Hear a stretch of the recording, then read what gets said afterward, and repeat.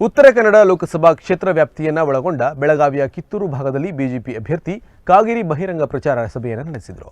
ಕಿತ್ತೂರು ತಾಲೂಕಿನ ದೇಶನೂರು, ನಾಗನೂರು, ಹಣ್ಣಿಕೇರಿ, ತಿಗಡಿ, ಚಿಕ್ಕಬಾಗೇವಾಡಿ, ಎಂಕೆ ಹುಬ್ಬಳ್ಳಿ, ಕಾದ್ರೋಳಿ, ಅಪರಾಧಿ ಹಾಗೂ ದೇಗಾಂವ್ನಲ್ಲಿ ತೆರೆದ ವಾಹನದಲ್ಲಿ ವಿಶ್ವೇಶ್ವರ ಹೆಗಡೆ ಕಾಗೇರಿಯವರು ಪ್ರಚಾರ ಕಾರ್ಯವನ್ನು ನಡೆಸಿದರು.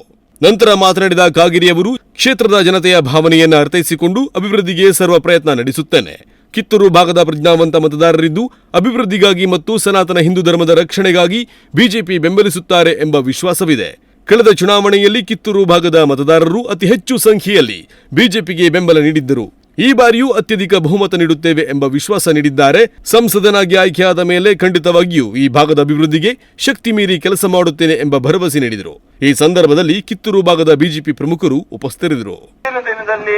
ನಿಮ್ಮ ಜೊತೆಗಿದ್ದು ನಿಮಗೆ ಆಗಬೇಕಂತ ಅಭಿವೃದ್ಧಿ ಕೆಲಸ ಮಾಡಿಕೊಡೋದಕ್ಕೆ ನನ್ನ ಸರ್ವ ಪ್ರಯತ್ನವನ್ನು ನಾನು ಮಾಡ್ತೀನಿ ಅಂತ ಈ ಸಂದರ್ಭದಲ್ಲಿ ಹೇಳ್ತಾ ಇದ್ದೆ. Nudisiri news desk, Honnavar.